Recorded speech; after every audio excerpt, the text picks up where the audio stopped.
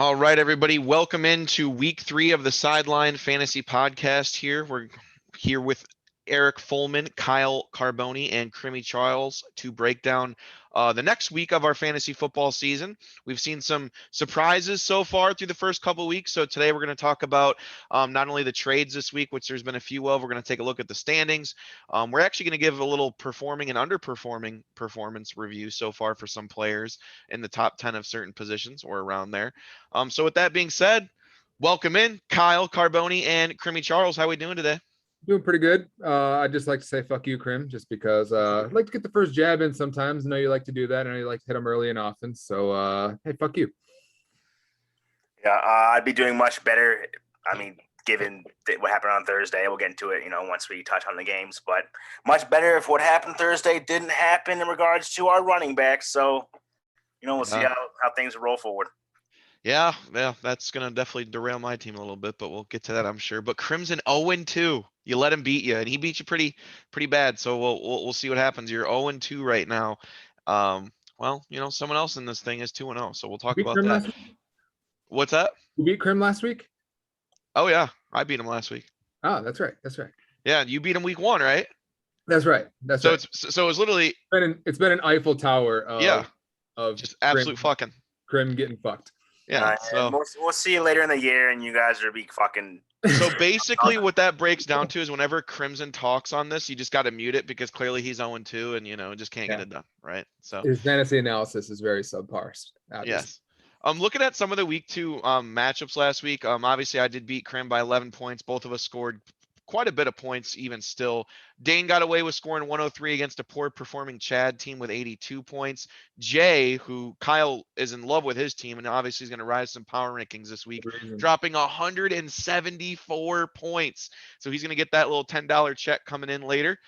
Rob gets a 90-75 win over Justin. That was kind of a if you can get away with a 90-point win and half-point PPR, you'll take it, but not the prettiest of wins.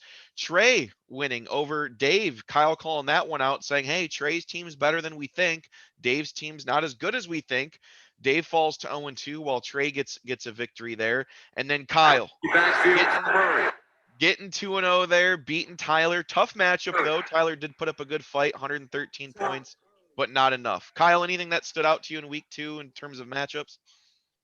Sorry, like the volume on this just went. I don't know. Something was playing. I don't know what's happening. This website sucks. Yeah, something started playing. Did you ask me something? Sorry.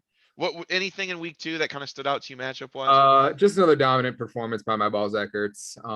Just sheer domination. Number 1 point scorer through 2 weeks. Just looking at a top of the top. That's all there has to say. Crimmy, what about you? Obviously not feeling good starting off 0-2. Is there any kind of surprises you're seeing so far? Anything of note? No, I mean, not surprising, but to note, I mean, the receivers that I drafted 1 and 2 are now kind of getting into their grooves, I guess, now after 2 weeks. So, I mean, I'm looking forward to that. Outside of that, everyone can go fuck themselves. There you go. Good response. All right, so taking a quick look at the standings so far, there is only one undefeated team left in Division 1. That is Jay at 2-0. Peter is 1-1. Rob's 1-1. Dana's 1-1. Justin's 1-1, and then you got Chad at 0-2. Pretty much the lowest scoring team in the league. Justin is the lowest scoring, but he does have that win, which is obviously the determining factor there. But the 2 lowest scoring teams in the league, both in that division right now. In the other division, Division 2, you got me and Kyle 2-0 represent on top. Tyler 1-1, Trey 1-1, and then we got a couple bottom feeders, Dave and Crim, both at 0-2 right now. Not looking good, but it is early, so we'll see what happens there.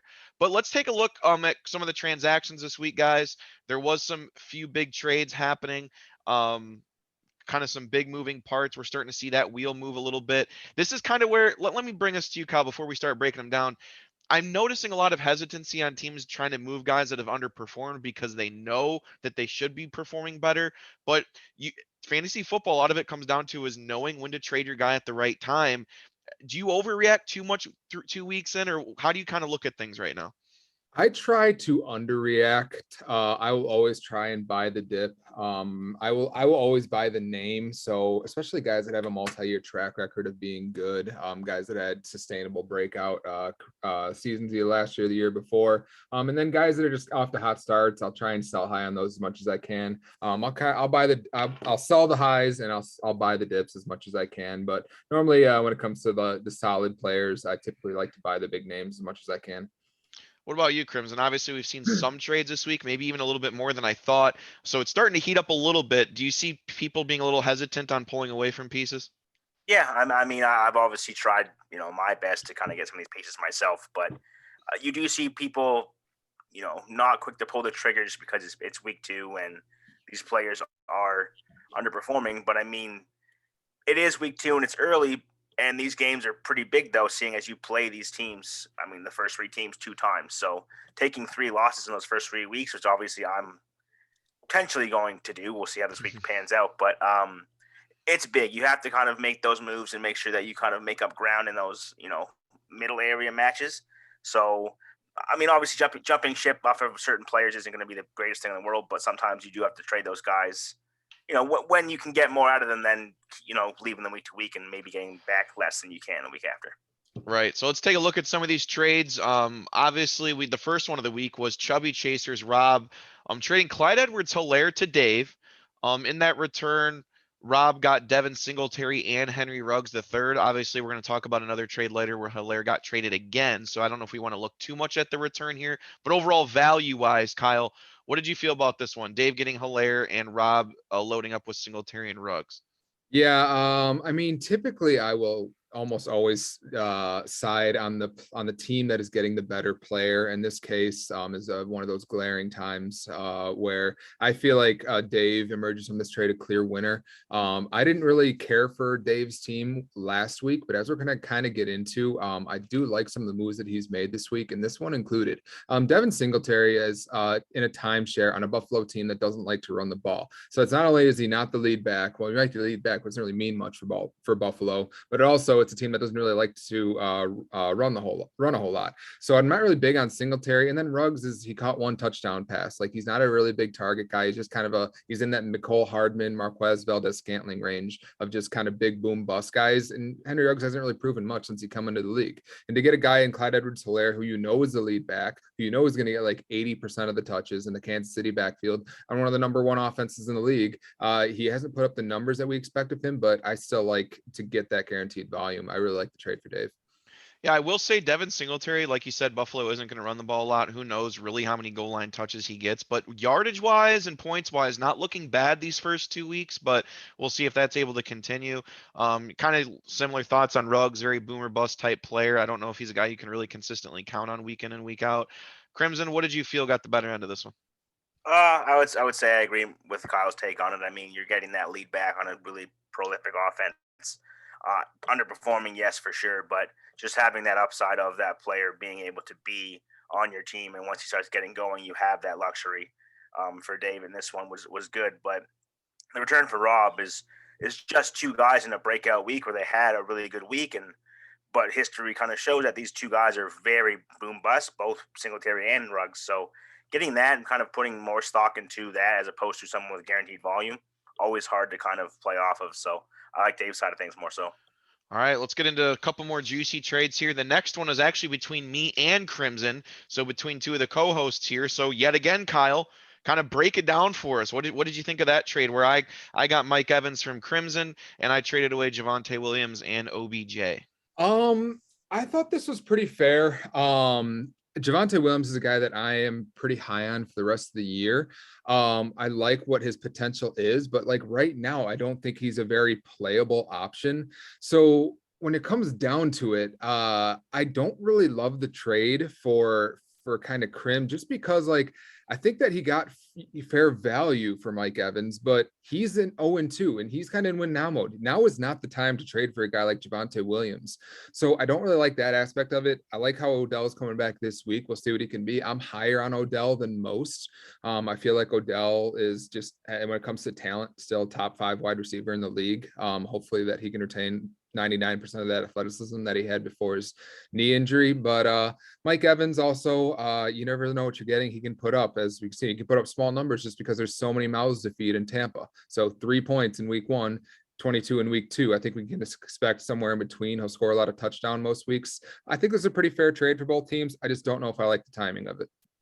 Yeah, it's kind of interesting because me and Crimson both came in with very good receiving cores and both trying to find running backs here and there. I agree with you. I like Javonte Williams the rest of the way. That was kind of a tough pull, especially this week against New York. I think he can kind of break free and do a lot. While Mike Evans going against Jalen Ramsey, that might hurt me this week. So Crimson at 0-2. Don't want to call it obviously not a desperation move, but what was your kind of thinking behind this trade? Just the running back, the not necessarily guaranteed volume as someone like Edwards-Helaire would have, but Javonte having 13 carries week 2 and week 1. I just want that in my rotation, at least to have a chance to play it. Gaskin, Edmonds are 2 guys who are high ceiling guys, but they aren't getting carries this first 2 weeks. So I kind of wanted more so some insurance there. I got it. I feel like Odell, if he pops off, can kind of replace Mike Evans in that regard. But I mean, like you guys said, Javonte has massive upside, and I'm taking a shot on that more so than anything else. Yeah, so it'll be interesting to see how that trade pans out. Obviously, Mike Evans throughout a whole season is very consistent, but as Kyle pointed out, it's not necessarily consistent from game to game. So hopefully, he can help out in that direction.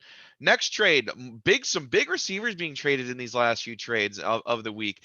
We had Rob yet again pull off another trade. This time he's going to send DK Metcalf over to Kyle, our co-host here, for James White and Mike Williams. Another 2-for-1. Crimson, I'll actually let you break this one down first. What did you think of Kyle's return on this trade? It's not taking advantage of somebody, but it's kind of following the trend of him seeing Rob give up Edwards-Helaire for what he did was really guys coming off solid weeks who are more so boom bust. Mike Williams has had 2 good weeks, obviously. Again, it's 2 weeks, so it's kind of hard to justify him doing it week in and week out. But James White, I mean, his first week wasn't great. Second week was very good. And Rob's kind of looking into, what have you done for me lately? And week 2 for these 2 guys was fantastic. Week 2 for DK, not so much. So you're kind of jumping ship very early on DK. And I think that was kind of the wrong call for Rob. I mean, getting back what you got back is not awful by any means. Those guys can certainly be viable players. But the upside for Mike Williams, I would say, is not nearly as close as DK Metcalf. So I like Kyle's side of things. Yeah, and Rob's decisions this week, and it kind of goes back to that original question of like, are people overreacting? Are people like pulling the trigger too fast on certain things? Because Rob's theoretically traded Metcalf and Helaire, which are 2 pretty high draft picks, for James White, Mike Williams, and then Singletary and Ruggs. I mean, these are guys that might not have been owned in 50% of leagues at the start of the season outside of maybe Singletary, James White a little bit. But again, there's a timeshare there with Damian Harris. It's just interesting that he's traded, again, bigger names for kind of like some maybe flex options. So I think Kyle, I mean, you did pretty good here. Obviously you pulled the trigger, so you like it yourself. Tell us kind of your mindset on why you did it. I mean, I think it's pretty obvious why I did it. This is the exact type of trade that you guys see me make 1,000 times a year in every league that I'm in, that I send out, that you guys get offers from me 10 times a day from. But I mean, this trade I actually think could come back to bite me in the butt. The more I think about it, the more this trade worries me. I worry about Mike Williams' injury risk, but I think that if Mike Williams is healthy, he's been such a part of their offense and what should be like a high flying offense. Herbert has not played well so far. His touchdown numbers aren't there, and Mike Williams is still playing well. I mean, he's still the wide receiver, like 5 on the year or something like that. So we could see Mike Williams take that next step. If he stays healthy, he could be like a top 15, top 10 wide receiver on the year. Yeah. And then trading James White leaves me with like 2 viable running backs on my roster. So if I lose one of those running backs to injury this year, I could be in a lot of trouble, and I might regret this trade. But you're always going to bet on the talent. DK Metcalf, he's gotten the same number of targets as Tyler Lockett has this year. He just hasn't produced. And if you had to choose between Lockett and Metcalf getting the same number of targets rest of the year, I think who's going to put up better numbers is going to be DK Metcalf, who gets the deep balls, who's going to get a lot more of the touchdowns, and who's going to play well with Russell Wilson. Yeah, I think the thing you noted is Mike Williams' targets have been really impressive early, and we've kind of considered him a little bit of a boomer bust guy so far throughout his career. But those targets and yards in the first couple weeks are impressive. So we'll see how that trade pans out. It'll be kind of fun to look at these trades later in the year and kind of grade them in a retrospective aspect there. But last trade, another big name receiver being dealt this time again involving me and Dave. I traded AJ Brown to Dave. I got Kenny Galladay back and Clyde Edwards-Helaire, who he just got back this week. So Dave didn't even have one game with Helaire, but kind of used it as a piece himself to acquire a big name talent receiver. Kyle, right back at you. What did you think of this one? I kind of liked it for both sides. I think that Dave at this point might be getting the best player in the deal. In AJ Brown over Clyde Edwards-Helaire. I did sing Clyde Edwards-Helaire's praises a little bit ago, but he does have his fair share of question marks. He's the kind of guy that I like to have on my roster because of the guaranteed volume, but there is some question marks about his pass catching and his involvement in the offense. I think we might see Kansas City start to evolve into a team that's just kind of more pass first, more of like a Bill style offense that doesn't really involve the running backs too much. And if that's the case, then Clyde Edwards-Helaire could take a pretty big dip.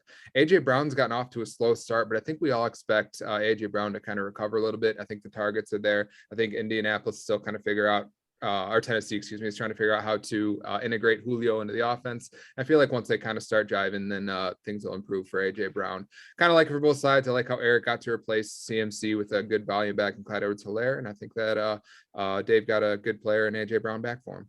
Yeah, I think that's what it comes down to. I don't know if I make this move if CMC goes down. It would have been nice to have another reliable running back opportunities there, but having Brown, Evans, and Lockett would have been a really, really nice trio, but I just wasn't sure I could survive the next month with no McCaffrey at all at that running back position. I didn't So I mention felt like the move. and I feel like I didn't have to. Yeah, exactly. So we'll see how this one pans out. Cram, what was your take on it? I mean, I'd say, did Dave get the better player? Yes. I think the better side of the deal, though, went to you, just because Dave kind of cripples himself a little bit at running back, because if you look at his team as it stands right now with these guys in place, he only has Zeke, James Robinson, Le'Veon Bell, Ronald Jones.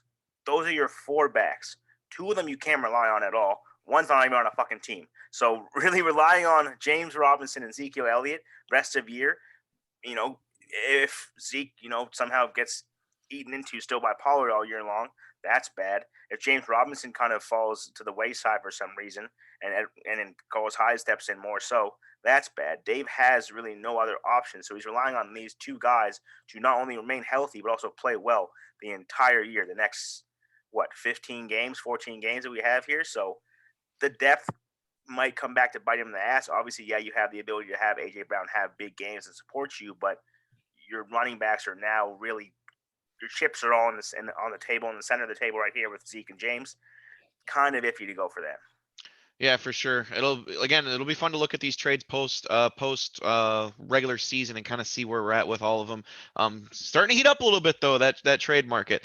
But real quick before we go into kind of our underperformers, overperformers so far, real quick look at the waiver wire guys. Rondell Moore was picked up for 21 points by me, Carter for 16 points. I'll speak on that quick. To me, Arizona seems like they're taking the Buffalo Bills approach this year. They seem like they're throwing 40 plus times a game. It seems like there's targets aplenty right now. I'm hoping Moore can maybe be the number 2 to Hopkins. I know Kirk's got a couple touchdowns, but not too many catches. So we'll see if I can kind of bounce back there. And obviously trading away Devante Williams, I felt like I needed to get some kind of touch running back. Maybe I spent too much, but especially with Tevin Coleman being out this week, I really do like Michael Carter moving forward. He was kind of around that same ranking as Devante Williams coming into the year. So we'll see if he can kind of give me that boost. Any other notables here? Daniel Jones, 15 points. Cordarrelle Patterson, 45, Kyle. Is there anything that kind of strikes you before we move on? Yeah, there was a lot of overspends this week. Eric, I think you overspent on Rondale Moore and on Michael Carter. I mean, Cordarrelle Patterson, 45 points is absolutely egregious. 15 for Daniel Jones. You weren't bidding against anybody. You didn't have to spend 15 on Daniel Jones. But I mean, hey, if that's your guy, if you think he's a top 5 quarterback rest of the season, then sure, I guess go all in on Daniel Jones, but not necessary whatsoever. I'm not too high on Rondale Moore. I think the talent's there, but I also think that Rondale Moore is like the 6th option in that offense. I mean, you got Kyler Murray on the run. You got Hopkins. AJ Green is the red zone guy. They have the pass catching running back, Chase Edmonds. You got Max Williams. You got a lot of guys that are there. I don't know if Rondale Moore is going to be a guy that's going to see consistent targets. I think they're going to find creative ways to get him involved in the offense, but I don't know if he's going to be a reliable backbone, a guy that you want to spend a fifth of your fab on. So I'm not a huge fan of that ad, spending that much money there on a wide receiver. But from what I hear around the league, here he's kind of a coveted asset. So maybe you are right. Maybe I'm wrong. That's kind of my feel for it. Other than that, not too much notable. There wasn't much to, in my opinion, gain on the waiver wire this week. Yeah, kind of a quiet week for the most part. Krim, anything for you? No, I mean, you guys pretty much covered it all. It was a pretty quiet week. I mean, getting some guys that the industry itself talked highly on, with KJ Osborne for me at one point. Jeff Wilson, again, I'm trying to recoup my losses with Mostert still, and it's week 3 at this point. So getting in for 1 point, being able to stash him away with Sermon and kind of see how this thing plays out. I'm hoping that, we kind of will get more into waivers, obviously, as the weeks go on. I mean, obviously next week will be big with injuries happening on Thursday alone. But yeah, I mean, I didn't see any, really big injuries during week 2. So they kind of didn't move the needle at that point. So I guess we'll just be waiting for that. I will say I really like the ad of Jeff Wilson by you, Krim. It was a guy that definitely I was eyeing, and I was trying to get some 2-for-1, 3-for-2 trades going before waivers ran, so I could actually get Jeff Wilson.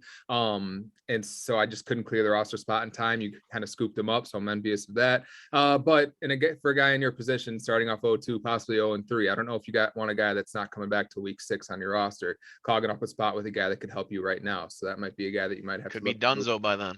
Might have to look to move him as the deadline gets closer for his comeback. All right, let's look at some of the top players so far, guys. We're going to go to the players and kind of look at certain guys that we think might be overperforming. It's only 2 weeks, small sample size, but kind of a fun little game to play. We'll do one at each position, or a couple at each position: quarterback, running back, receiver, maybe a couple tight ends here. So, Crimson, quarterback that you think is kind of overperforming so far on the season.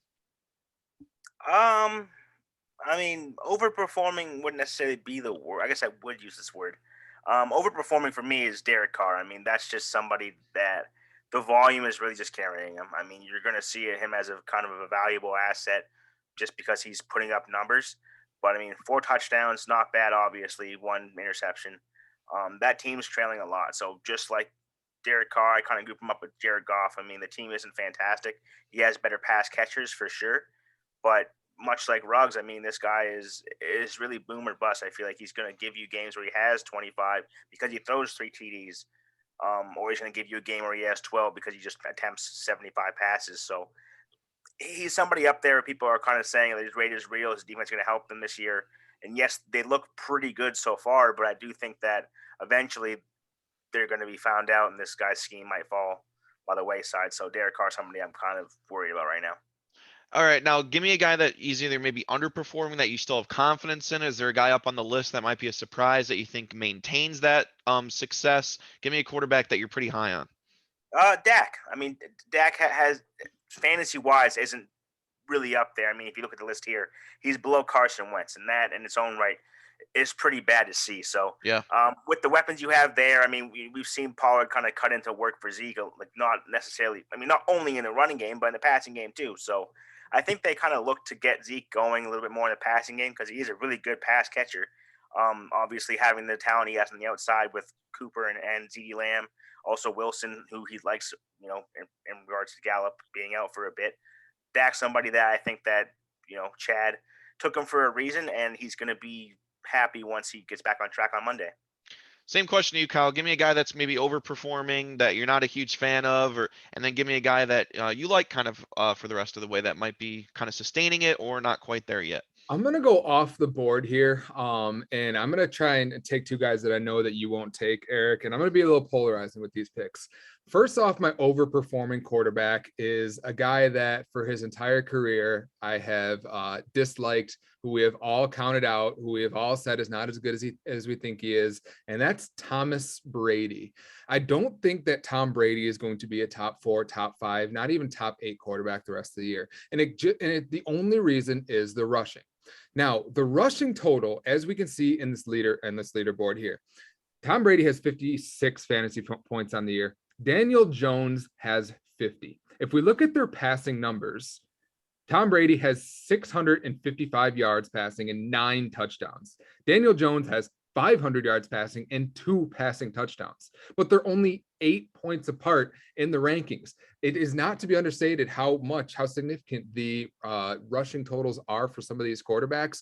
And I think there's going to be a lot of touchdown regression coming for Tom Brady. I don't think he's going to average 4.5 touchdowns passing per game. So if he's not throwing for 4 touchdowns a game and you're getting 0 from him rushing, I don't expect him to be a top 5 quarterback rest of the year. And I think some of those rushing quarterbacks that we see down below here will end up passing him up by the end of the year. All right, now give me one that you think will be kind of good for the rest of the way. Again, off the board here, I'm going to go to Jared Goff. Many of you guys forget a couple years ago, there was a guy by the name of Blake Bortles. Blake Bortles for the Jacksonville Jaguars was a top 12 quarterback, and the Jaguars were absolute ass that year. They were a dumpster fire inside of a train wreck that year. But garbage time comes around. It doesn't matter how good or bad the team is. When the defense lacks up and the quarterback's still in the game, throwing touchdowns left and right versus second squad defenders, it doesn't matter. That's fantasy points. And we're seeing it doesn't matter what the score is. Jared Goff I think he's leading the league in pass attempts, and he's just putting up yards. Touchdowns are going to come. Yards are going to come. He's going to get more in tune with that offense the more he's there. And I think that Jared Goff will be a top 12 quarterback at the end of the year. All right, I'll give one. I'm going to say under, or a guy that's overperforming is Daniel Jones. I mean, I know you brought up the rushing yards, but that is not a guy that's going to average 60 rushing yards a game and a rushing touchdown per game. He's Mr. Turnover Machine. Probably actually has a pretty favorable matchup against Atlanta this week, so he might continue that trajectory, but there's no way Daniel Jones 60 yards a game would be almost 1,000 yards on the season. Not happening, despite how mobile he may seem at times. A guy that I think is kind of underperforming right now that I'm not worried about whatsoever is actually going to be Justin Herbert. This is a guy that, again, throws 40 times a game. He's averaged almost 350 passing yards a game. We know he's going to rush for more than 5 yards a game, which is what he's been averaging so far. He's surprisingly mobile. I know some people are a little worried about it, but I think he's going to have a pretty good game against KC this week. I think he's fine. Those touchdowns will come, and they'll keep rolling along. So I'm not really too worried on Herbert. Running back wise, let's switch over to that. Looking at some of the top point scores so far, obviously Derrick Henry had that monster game last week. Any names up here, Krim, that you don't think will sustain success or you are kind of shaky on? Yeah, Joe Mixon. I mean, I think it's pretty easy. That team being what they are and more so relying on, Joe Burrow to do what he has to do. I mean, Mixon had a really, really good week 1. Week 2 wasn't so great. Obviously, you kind of see him falling off, week to week there already. Playing Pittsburgh, obviously, going to be a very tough matchup this week. You get Jacksonville, Green Bay, Detroit. I mean, those will kind of, cushion the stats a little bit for him. But I just don't think that Joe Mixon is somebody that, we see every year in and year out. Like, Mixon's got the volume. We kind of want to take a shot on him, and you do. And he can give you games like he did week 1 and you're happy, or give you games like he did week 2 and you're upset. So he's just somebody that history's going to repeat itself here. And I think that Joe Mixon is somebody that we'll see take a dive here in the next couple of weeks. Now, what about someone you like? Someone I like is Chris Carson. I mean, Chris Carson's really down there on the list. I mean, he hasn't really had a lot of work, I don't think. Hasn't found the end zone really too much with this offense being as prolific as it is. But there's really nobody there taking touches away from him. I mean, Alex Collins is kind of the one guy that might chop into things just because that's the guy there behind him. But I mean, he has all the work in the backfield right now on a team that throws the ball quite a bit. But at some point in time, you're going to have to balance it out. So I like Chris Carson. All right, Kyle, let me hear what you got. Obviously, there's a lot of big names still at the top, but we also have some guys like the Kamaras, the Elliots, and some of these guys that aren't as high as we would expect. Well, what about you? What's a name that you like? Yeah, so as we see, this actually running back chart here, it's actually pretty accurate to what the kind of draft order was, kind of roughly. Yeah. There's one name that sticks out in the top 10 here, and in the top 8 here. That's like, hey, one of these is not like the other. And it's Daryl Henderson. And I think he's here to stay. I actually really like Daryl Henderson. I think that he is getting like 95% of the snaps, again, like 95% of the rushes. You know that LA is going to be a good team. They're going to run the ball a lot. Sean McVay wants to run the ball. They're going to sustain leads. They're going to need to run the ball to sustain those leads and burn the clock. And he's getting all the goal line. We saw Sony Michel get like 1 carry last week. So as long as Daryl Henderson is healthy, I think he's going to be the running back one. I don't think it's going to be any type of committee, and he's going to be on one of the best offenses in the league that wants to run the ball. I think that as long as Daryl Henderson stays healthy, which ironically he's already got cracked ribs, and we'll see if he plays this week. But if he stays healthy, for as long as he stays healthy, I think he will be a top 10 back. Now, what's a name that you don't like? For the record, I do like Joe Mixon rest of the season. Just follow the targets. A name that I don't like here is Deandre Swift. I think that opposite of Daryl Henderson, Deandre Swift's going to be on a bad team that's not going to have leads, that won't be able to run the ball very well. And he's splitting the field with Jamal Williams most of the year. I just don't expect these numbers to sustain and him to be a top 10 running back rest of the year. I don't really see any scenario where he is a top 10 running back. He's averaging 6 catches a game really, which is quite a bit. I don't know if that's kind of their status quo with him over there. Maybe not as much rushing, but a lot of throwing. But we'll see if he's able to maintain that. Couple names I have. Again, it's tough because in fantasy, there's people that'll take 10 points from some of these running backs. Maybe not those high end guys, but you look at the guys that are averaging 10 points a game. Around there, the Chase Edmonds, the Najee Harrises, the Miles Sanders. You want maybe a little bit more than that, but there's some people that will be satisfied. So far, a name that I think's up there that obviously won't sustain. Obviously, the real obvious one's Cordero Patterson. I actually liked Mike Davis coming into the year because Cordero Patterson was the backup. I'm like, oh, Mike Davis is going to get all this time. He's going to get all these catches. Patterson had a little bit of a good game last week with the catching, the touchdown, but obviously I don't see that keeping up. And another name is Jamal Williams. He has 11 catches in 2 games. Swift has 12. One of those is not going to continue. That's 23 catches by the running back from those guys. But maybe that offense does keep it up that way. I just don't see it. Not saying that I like Swift more, but I do see Swift as a little bit more of the receiving back than I do Jamal Williams. But obviously they brought Williams in there for a reason. Real quick before you head to receivers, is anyone concerned about the Dallas situation? I know we see Tony Pollard coming up those rankings a little bit. Kyle, you concerned? Yeah, I'm a little bit concerned. I would still probably be looking to buy Zeke at this point. I think that he's got like a 5-6 year track record of being a top 5 running back. I think that that's going to look to continue. I think that's a team that will be able to run the ball. They're going to have the lead plenty, and they're going to use both backs. I think that takes away from Zeke's upside, but I don't expect Tony Pollard to like take the job or anything. And they're not going to pay Zeke the money that they're paying him to have him be a backup and not give him 15 rushes a game. It's just not going to happen. So I would fully expect Zeke to be fine. Maybe they're both fine. Maybe Zeke doesn't finish the year as a top 5 quarterback or top 5 running back. Maybe he's more like top 8. But what do you think, Krim? Yeah, I'd agree. I mean, Do we ask Krim, Mr. Yeah. Zeke himself? Yeah, no, I'm not really concerned about Zeke. Like Kyle said, you paid this man all this money. Are you really gonna just not really have him take it easy, but you're really not gonna put him in the game plan, not kind of get your money's worth, really? So, I mean, Pollard is obviously somebody that they can use week in and week out within the game plan, but at the same time, too, I mean, it's either you want him for your insurance with regards to Zeke, or you're kind of giving him this kind of these carries to maybe move him off. Like, some team who's desperate for a running back at some point in the season might give you more so than they would 4 weeks ago because of his performance. So, but I'm not too worried about Zeke. I mean, he's going to get his at some point in time. It's just been slow off this year. All right, Kyle, let's move on to receivers. I'll let you start off with these guys. What's a name that you like and a name that you don't like so far? So I'm sticking with a theme here of kind of just taking guys. I'll let you guys kind of find the guys that aren't on this list. I'm going to tell you about the guys that are on this list that I do expect to stay and that I don't. One guy that I do expect to stay on this list, surprisingly, is actually Brandon Cooks. Brandon Cooks, just kind of a lunch pail guy. It's a guy that doesn't really rely on touchdowns, but just gets all the yardage. He gets all the targets, and he's just good. He's just a good wide receiver. Dude's a Super Bowl champion. Dude's an ultimate professional, and he's been successful everywhere that he's been, and he's just going to continue to be successful. 322 yards, 1 touchdown, 50 fantasy points. Brandon Cooks is just a good wide receiver, and he should be the focal point of that offense. I expect him to finish the year as a top 12 wide receiver like he does basically every year, and he just kind of gets overlooked.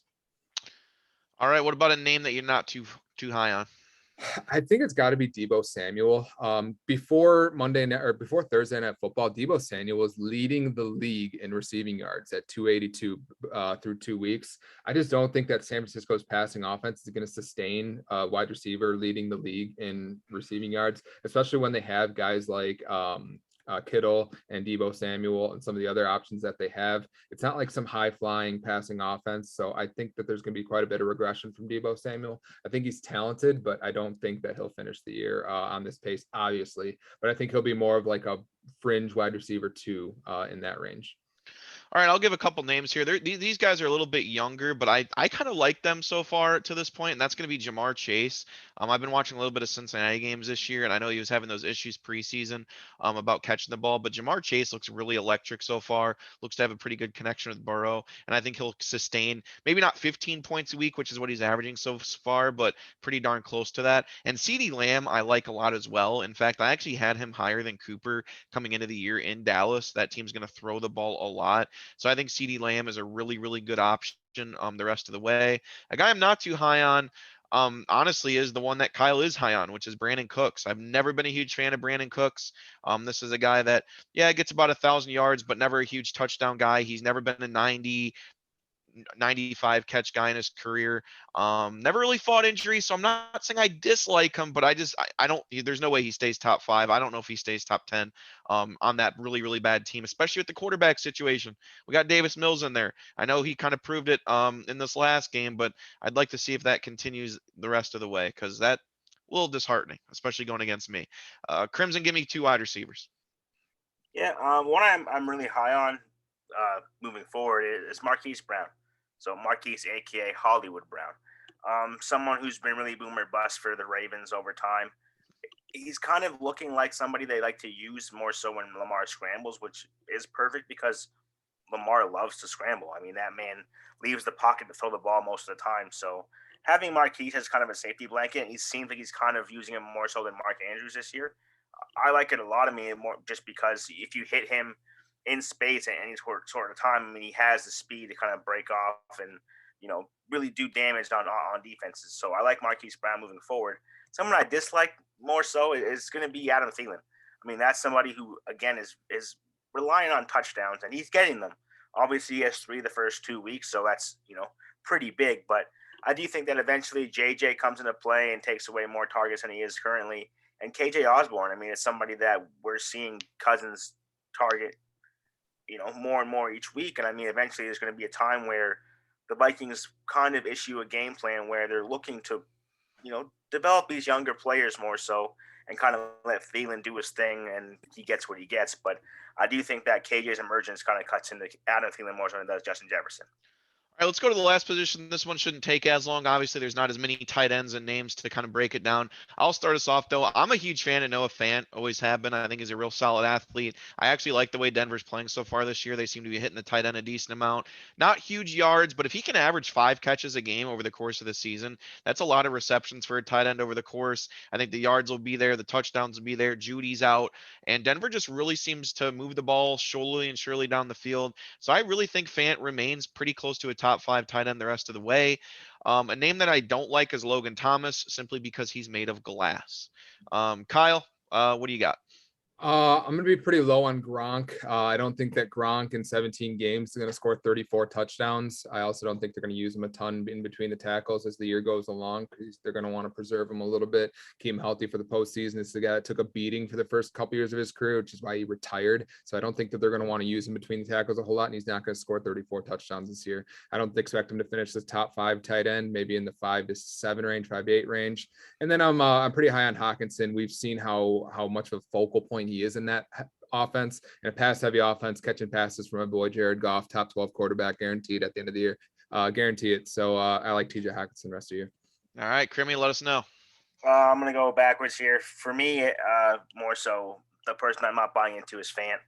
I think that team kind of ushers in more of a rushing attack with these 2-headed monster and Melvin Gordon and Devante Williams, especially Teddy Bridgewater kind of not being too great at throwing the ball himself. Anyways, in regards to buying, I'm buying in on Jack Doyle. I mean, I like that Carson Wentz used tight end back when he was in Philadelphia.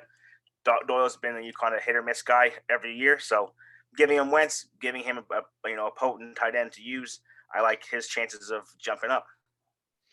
All right, so that kind of breaks down our positions. Who we like, who we don't like. We'll kind of do it throughout the season, especially once we get a little bit larger of a sample size, like 3-4 games. That'll be kind of fun to see if we can really sustain that for some of these players. Now we're going to take a look at the matchups. We're going to kind of provide a key player for the week who we think might win based off that. The first matchup is we're going to go off what Kyle's screen says here, which is going to be which is my ball Zach Ertz versus Fear the Herbinator. We got a big 2-0 versus 0-2 matchup this week. I was a huge fan of Dave's team coming in, not proving it so far. Kyle's got a 16.5 points to 8 right now. DJ Moore doing well for him. Dave getting a decent showing from his defense with the Panthers. I'll say David Montgomery against Cleveland is Kyle's X factor. We'll see if the Cleveland run defense can stop him. While on Dave's side, James Robinson needs to get going. I mean, if he's not going, then Dave might really need to make a move at running back. And you pair that with the fact that he's got Zeke there. Liked his running backs coming in, looking a little shaky now. Crimson, give me your thoughts on this one. Yeah, I think this comes down for Dave Monday night. Zeke against those Eagles. He's going to need to have him to kind of be the Zeke of old to have a shot in this game. Kyle's X factor, I would say Metcalf, and the new blood on the team. He's playing against a weaker defense in Minnesota. I think he hasn't had his breakout game yet, and I think this is a game where he gets it. All right, Kyle, what are you thinking heading into your own matchup? I really hope it doesn't come down to Monday Night Football and have it be Devante Smith versus Zeke, because I don't like my odds in that matchup. I also think that James Robinson's probably a big one. I agree with you, Eric. I think that James Robinson did get a lot more carries last year. We saw Carlos Hyde be basically a non-factor last week versus an Arizona defense that has quite a few holes. So if this game shoots out and James Robinson gets a lot of goal line, we could see James Robinson carry Dave to victory this week. All right, so big 2-0 versus 0-2 matchup. The next one we are going to be looking at is predictions or no? Oh yeah, I'll say Dave wins because I need him to, because I had him being a good team at the beginning of the year. So if he starts off 0-3, and I never seem to like your teams, and you start off 3-0, that wouldn't be good. Krim, your thoughts? Yeah, I think that if Kyle's, I guess it wasn't necessarily Kyle, but more so you. If your recollection of Herbert becomes true, and you think that he's gonna do something this week, I think Dave takes it, but I'm going to have to side with Kyle this week. All right, Kyle, you want to predict your own, or you're just going to let it be? Yeah, Dave, really congrats on the victory this week, bud. There you go. But sounds about right there. All right, next matchup is going to be the Brady Bunch versus Pistol Pete's Platoon. This will be a fun one. 2 1-1 teams kind of going at it here. Peter, the projected winner at 115 points. Kyle, I'll swing it right back to you. Give me some key players in this one. Yeah, I like Peter in this matchup. I think he's probably going to take down Dana. I was high on Dana's team early in the year, but I think he's just been underperforming the last 2 weeks. I kind of expect that to continue. I think Pete's team is very well rounded. I think he's like the third highest scoring team. He's got a lot of players that are going to get a lot of touches this week. And I like how well rounded his team is from top to bottom. So I predict Pete to be have a pretty solid victory this week. The thing I worry about Peter this week is the running backs. Obviously, Swift is questionable. Najee Harris really hasn't looked good these first couple games, and the Pittsburgh Steelers aren't running the ball much. So I worry a little bit about that, throwing the fact that Henderson's questionable. I think Dane's got a shot here. I think his second flex with Hardman's a little shaky. I'm surprised he's not throwing Fuller in there, but he's waiting for Josh Jacobs to come back and all that. He does have Michelle if Henderson doesn't play.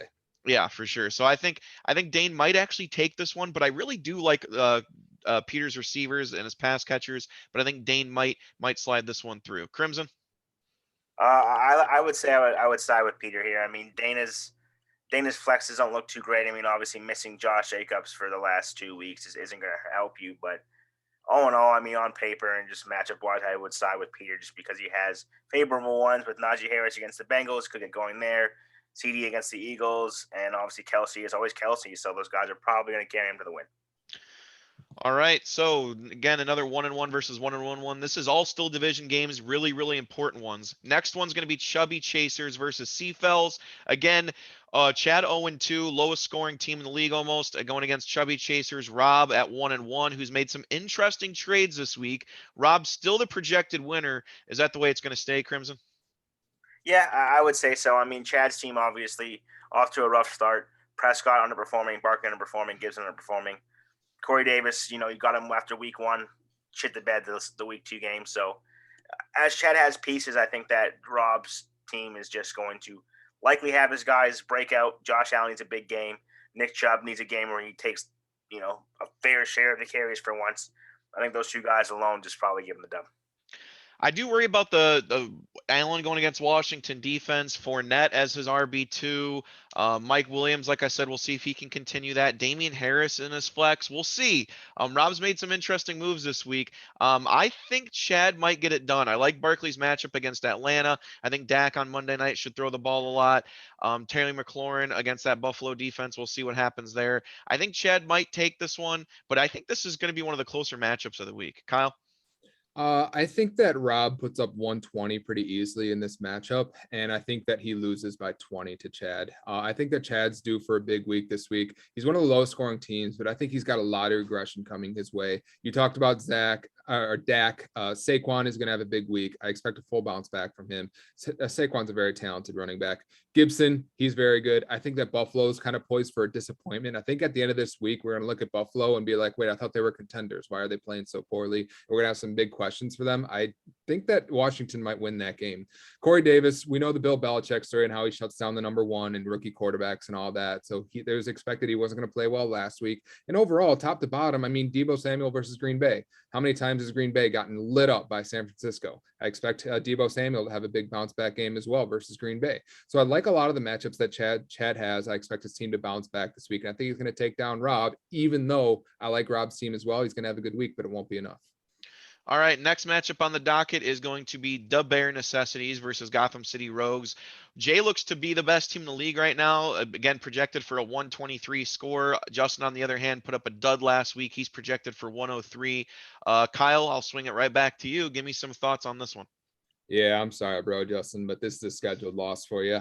You just don't Going have with Justin Fields. You don't have the horses right now to take down Jay's team. Jay's team, top to bottom, it's best in the league. I know I'm the highest scoring, but I think that Jay's team is much more well-rounded. I like the guys that he has. He's got solid running backs, guaranteed touches. His wide receivers are great. Cooper Kupp's been stellar. Russell Wilson is a quarterback, probably top 8 guy. Love the way that Jay's team's looking. This one's going to be a runaway.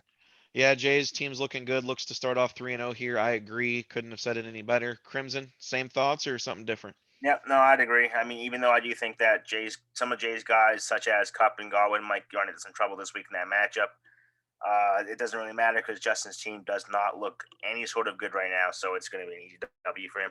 123, that's a high projection. You don't really see numbers that high. That's pretty good for Jay.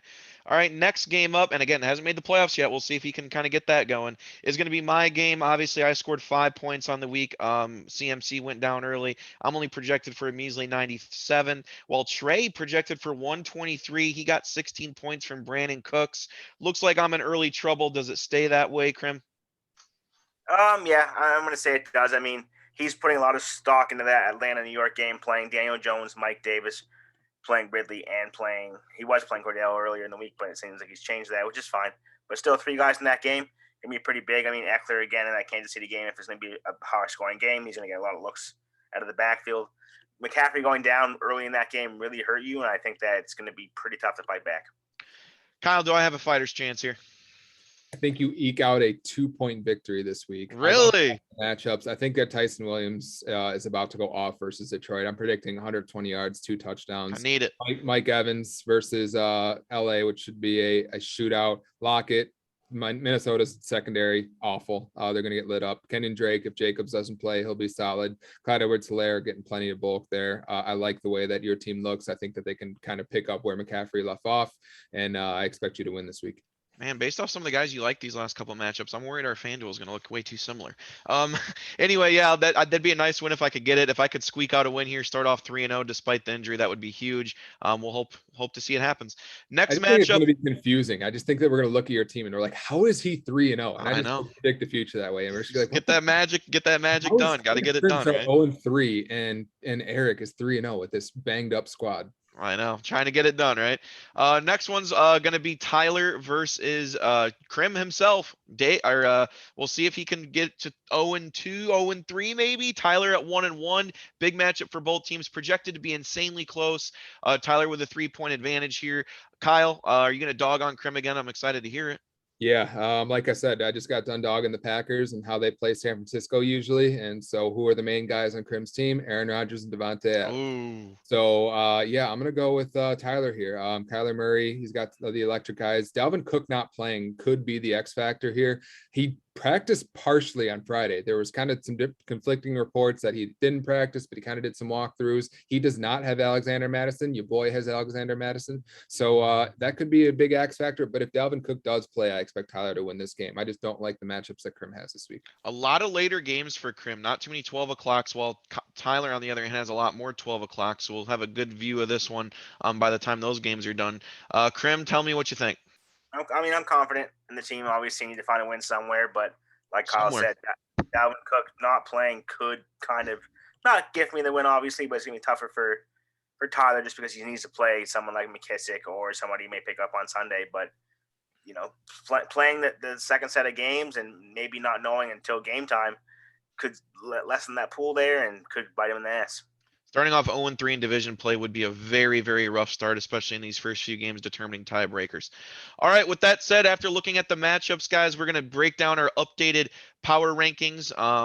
I'll start off here at number 12. We'll do 12 through 9, kind of like we did last time. I know we don't want to last too long here. 12, I have Justin. I think by far and away right now, he does look like the worst team in the league. That dud last week scared me. He's rocking Justin Fields this week. I appreciate the respect of him. I hope he goes off, but right now I got Justin at 12. Rob at 11. Wasn't a huge fan of the moves. He might get away with a win this week. We'll see. Trey at 10. Team's looking pretty good. He might beat me and be 2-1, so he might be climbing up those rankings, but I'm still not in love with his team. And I do have Tyler at 9. Kyle, what's your 12 through 9? 12, Krim needs to prove it before he gets out of the basement. 12 is man, I love it. 11 is going to be Justin. 10 is going to be Trey. One more thing on Justin. He's relying on Alvin Kamara this week, who's playing the Patriots. What do we know about the Patriots and eliminating the number 1? It's not looking good for him this week. I expect him to fall to 1 and 2. Trey, his team's not great. It did the job last week. I liked his matchups, but it is what it is. Dropping down 7 spots into the 9 spot. I got Dana. I was high on his team, and it's kind of run out of gas early in the year. I don't like the position he's in right now. He may eke out a victory this week, but I don't really like the spot he's in. Dang. All right. Krim, what's your 12 through 9? 12, I can kind of agree with you here. It's Justin. That team is just really looking pretty poor. 11, I have Dave. 10, I have Dana. 9, I have Chad. Just these guys are teams that are underperforming for sure. They have bright spots, but just pretty tough for them to make the way. Dane falling off the list for a few here, and you never were high on Dane's team from the beginning, I don't think, were you? 8 through 5, I got 8 at Chad, 7 at Peter. I like Peter's team, but again, it's just kind of like we said at the beginning of the year, a lot of unproven guys. I'd like to see his running backs perform a little bit better. 6, I do have Crimson, but that will change very quickly if you do not win this week, because you cannot start off 0-3 and be in the top half of those power rankings. So you are desperate for a victory this week, my dude, or else that number is going to probably be double digits. And at 5, I do have myself. I'm banged up. I could probably have myself lower, but I'm 2-0. I'm feeling okay despite everything going on. So I like where I'm at 5. Crimson will do you, 8 through 5. 8, I have Rob. I mean, he's got Chubb, and that's kind of carrying his team right now. 7, I have Trey. He's surprising that he's 1-1 with the team that he had at the beginning of the year, and with the lead he has this week. I mean, that could boast him to 2-1 and kind of making his way to maybe his first postseason appearance. 6, I have Tyler. 5, I have you. All right, Kyle, 8 through 5. 8, I got Tyler. I think he's got some holes at running back. 7, I got Rob. I like his team, but he needs to start putting some wins on the board. 6, I got Chad. I kind of like Chad's team more than you guys do. He's a low scoring team, but I mean, he's still at, I think he's at 0-2. He's at 0-2, but I just like the way that his team looks. I think that he's going to have some bounce back performances. I expect him to win this week, and I expect him to kind of get hot here midway through the year. And then coming in at number 5, I have you, Eric, as well. Weathering the storm. Sucks to be number 5 being 2-0, but the injuries, obviously losing the number 1 overall pick, kind of hurts you there. Yeah, I'd say 5 on all 3 lists, I think. How about that? We got some type of common ground there. 4 through 1, Kyle, I'm jumping you up the list as you keep proving it year in and year out. Not a huge fan of the drafts, but then you just keep getting it done, whether through trade purposes or waiver wire purposes. But I do have you at 4. I'm not falling off on Dave yet. Like I said, this is kind of a conversation of, are we overreacting, underreacting to the first couple weeks? So I don't want to completely compile my rankings too crazily, but I do have Dave at 3. I have Dana at 2. I'm not going to quite give up on him yet. I was a huge fan of Dana's team. This is power rankings, but again, I'd really like to see him get a win this week to kind of shore that up, or else he'll kind of slide down. And I do think it's about time to say it right now. The balance, the running backs, the wide receivers, the whole team. Jay's number 1. I mean, right now, Jay's the number 1 team in the league. Kyle, 4 through 1. 4, yeah. I thought I would be the highest on Dave out of all of us, but at having him at number 4. But yeah, Dave's team looks pretty decent. Quarterback, I think that there's going to be some good regression for Herbert. Running backs are decent. If James Robinson can kind of pick things up, he's still getting the carries. Wide receivers, elite. Keenan Allen, DeAndre Hopkins, George Kittle. He's going to turn things around. We know who George Kittle is. Flex all the way down. His squad's looking pretty good. I'm in the 4 spot. 3, I have Peter. Well-rounded team. Really like the way he's looking. Number 2, I have myself. Can't deny. Number 1 point scorer, 2-0. Liking the way I'm looking. Knock on wood. Just got to stay healthy, and I think I'll be looking all right this week. And then number 1, Jay. Pretty undeniable. Best team, most well-rounded. All right, Krim, round us out here. You're 4 through 1. Well, 4, I haven't mentioned myself yet, so 4 is me. I think the team has upside for sure. You guys can't deny that. 3, Peter. I mean, we've all pretty much agreed on that. 2, I have Kyle, just because the team looked pretty rough to begin the year. Obviously, he's made some moves with the guys that have popped off, so it's much different than it was 2 weeks ago. So, and it's playing pretty well, so I'll give him the due diligence. And number 1 is consistent. I mean, we have Jay from the get-go. I said Jay's team was the best team in the league. It's very balanced and performing very well. I mean, you might hit some snags here and there, but it can be, balanced out by the guys you have, on the team. So Jay's kind of that consensus number 1. Yeah, Jay's kind of taking it away so far. Again, early in the season, 2 weeks, small sample size, but we'll kind of see how it pans out throughout the way. Like I said, these are all division games. Division games are huge and important. So that kind of takes a look at our matchups on the week. Anything else really, guys, before we kind of wrap up? Any last thoughts before we head into week 3 of the season and kind of see what the standings are looking like or anything like that? Krim, we'll start with you. Yeah, I mean, these first 3 weeks, as big as they are, you have another shot at playing that team. So you can easily, take a tie going to tiebreaker with the points or whatever the case may be. But these 2 weeks coming up, I mean, you play those two teams once. So the division opponents, you're not getting another shot at those guys. So as big as week 3 is, week 4 and 5, those are the biggest weeks, I feel, and they're coming up quick. All right, Kyle, what about you? Any last thoughts? Are you shaking up the league and trading CMC or what? There wouldn't be much of a discount. There'd be like a 5% discount. I just couldn't do it. If I can somehow, like I said, if over the next month, if I can survive and go 2-2, I will feel okay.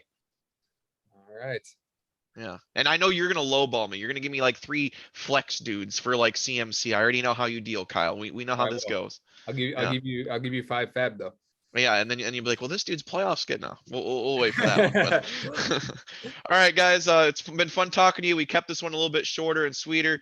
Like I said, it'll be fun to kind of see how this pans out. But right now, kind of all under the same understanding, Jay's team's the best. So hopefully, Jay starts losing. Me and Kyle staying undefeated. We'll see if that can continue going on. While Krim, on the other hand, is winless. So we'll see if that changes after this week. Thanks for tuning in, everybody, to the Sideline Fantasy Podcast Week 3, and we will catch you guys next week.